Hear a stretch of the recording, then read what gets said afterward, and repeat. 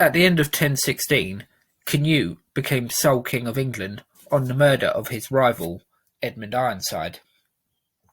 I have provided further detail on the context of Cnut's succession in videos on Athelred the Unready and on Edmund Ironside. If you'd like more information on the events that led to Cnut becoming King of England, then do check out the description below where I shall provide links. This video, however, talks solely about the events of Cnut's reign. Although the people of early 11th century England may not have particularly relished the thought of having a foreign king, there was one distinct advantage of having Cnut succeed. Being a Dane himself, Cnut could now provide the English population with some respite from the frequent Viking raids that had blown up again during the turbulent reign of Athelred the Unready. One of Cnut's first moves was to eliminate the men who had killed Edmund Ironside, including a man who I mention in detail in my video on Edmund. This is a man by the name of Edric. Edric had no sense of loyalty, and he switched allegiances between Edmund and Cnut all too frequently during their struggles for power. Edric was apparently a rather arrogant man as well, and he gave an impertinent answer to Cnut when he was facing charges of Edmund's murder. Cnut knew two things at this stage. One, he couldn't trust Edric as far as he could throw him, and two, by getting rid of Edric, it will be a good propaganda move for Cnut. It will go some way to Cnut earning some trust with the Saxon nobility and general population by executing the man who had their king murdered. Make no mistake, Cnut would not have been too sorry to hear the news of the death of Edmund. Edmund was, after all, a potentially big thorn in Cnut's side, despite Cnut's major triumph at the Battle of Ashendon. But with Edmund now out of the way, Cnut needed to score points with the people he now ruled over, and Edric's death helped in that regard no end.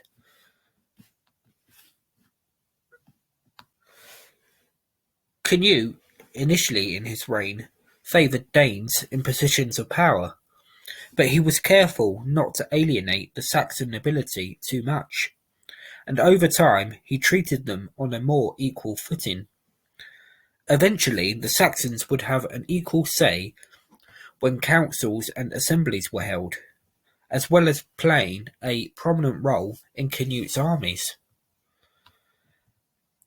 Again, showing considerable self-awareness when it came to his public image, Cnut made extensive repair work to churches and monasteries which had suffered at the hands of the Viking attacks. He also built new churches, including at the site of his victory at Ashendon. The extent of Cnut's efforts to repair some of the damage he and his father's armies had caused won him praise, and his reputation benefited accordingly. To further bolster his position, he married Emma of Normandy, the second wife and widow of Athelred the Unready. This tied Cnut a little closer to the Saxon nobility. He was, however, still a man of his time, and he wanted to eliminate potential threats to his rule. He had the son of Athelred from his first marriage murdered, and also wanted the young sons of Edmund killed as well. But the deed never took place, and they ended up at the court of the Hungarian king.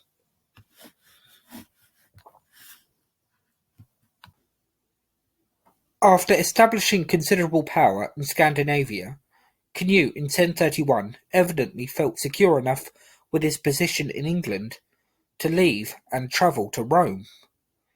He made it plain to the English people in letters sent home to them that he had prayed for forgiveness for past sins committed against them, but it wasn't all pleasant reading in these communications. He made plain in no uncertain terms that a rather extensive tax was to be paid to him, and if it hadn't been collected in full by the time he had returned home, then there would be hell to pay. It says something for Cnut's standing in England by this point that his demands were met. Cnut died in 1035. A couple of years before he died, he visited Glastonbury and the final resting place of his rival Edmund Ironside. Cnut had made frequent references to Edmund as being his brother, and given the length of time that had passed since Edmund's death, it would appear Cnut felt some genuine affection or respect for the man he had only overcome because of the duplicity of Edric. However, a bigger factor in Cnut's visit is undoubtedly his desire to maintain his reputation in the country that the Danes had finally conquered after over 200 years of raids. One chronicle describes him as being magnificent.